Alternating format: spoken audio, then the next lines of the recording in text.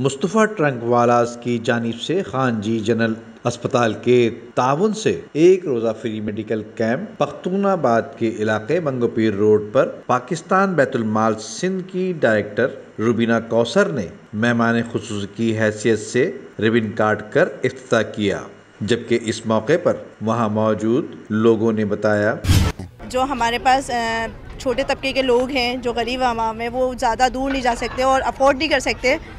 इतने ज़्यादा एक्सपेंस, तो उनके लिए बहुत अच्छा कैंप है और यहाँ पे हमारे पास काफ़ी क्वालिफाइड डॉक्टर्स हैं। ये खुशी की बात है कि फ्री मेडिकल कैंप लगाई गई है खान जी हॉस्पिटल में और इससे इधर हमारा फ्री इलाज हो रहा है। और हम तो ये चाहते हैं, बोलते हैं बहुत ज़्यादा तरक्की हो जाए, समझे कि यहाँ पे